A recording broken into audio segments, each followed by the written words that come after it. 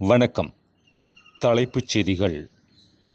கொள்ளூர் மூகாம்பிகை அம்மன் கோவிலில் தமிழக முதல்வர் விஜய் சுவாமி தரிசனம். 1.6 கிலோ எடையுள்ள வெள்ளிவாள் காணிக்கை செலுத்தி வழிபாடு. கம்பம் ராணுவ வீரருக்கு கீர்த்தி சக்ரா விருது. சொந்த ஊரில் பட்டாசு வெடித்து தாரை தப்பட்டை முழங்க உற்சாக வரவேற்பு.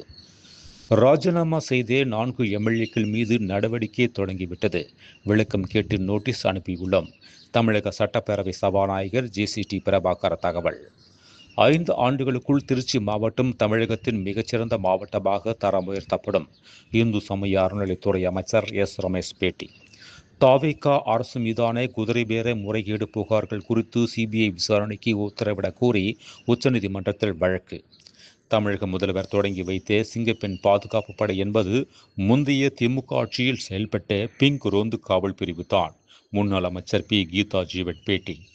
ஓராண்டிற்கு பிறகும் தூக்கமின்மை, பதற்றம் மற்றும் மிக மோசமான நினைவுகள் என்னை சிரமப்படுத்துகிறது. ஏர் இந்தியா 171 விமான விபத்தில் உயிர் பிழைத்த விஸ்வேஷ்குமார் பேட்டி. குறைந்த உழைப்பில் பெரிய வெற்றியை பெற வேண்டும் என்ற எண்ணம் மனிதனுக்கு இப்போது அதிகமாகியுள்ளது.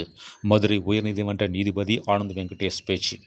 ஓமன் அருகே எண்ணெய் கப்பல் மீது அமெரிக்கா போர் விமானம் தாக்கியதில் 3 இந்திய மாலுமிகள் உயிரிழப்பு. இந்தியா கண்டனம். தாவேகா தலைவர் விஜய்க்கு இருக்கும் செல்வாக்கினை கீழ்மட்ட அளவில் எடுத்து கூறியும் அதை மாவட்ட பொறுப்பாளர்கள் கண்டுகொள்ளவில்லை. மு.க. ஸ்டாலினிடம் வழங்கப்பட்ட கள ஆய்வு அறிக்கையில் பரபரப்பு தகவல்கள். 3 ஆண்டுகளுக்கு மேலாக கோமாவில் இருந்த தாய்லாந்து இளவரசி பஜ்ரகிதியாபா காலமானார். டெல்டா மற்றும் டெல்டா அல்லாத மாவட்டங்களை சேர்ந்த விவசாயிகள் குறுவை சிறப்பு தொகுப்பு திட்டத்தின் கீழ் வழங்கப்படும் உதவிகளை பெற்று பயனடையலாம் என முதல்வர் விஜய் வலியுறுத்தல். மேலும் விரிவான செய்திகளுக்கு அரசியல் ராஜ்யம் மின் இதழை படியுங்கள். நன்றி, வணக்கம்.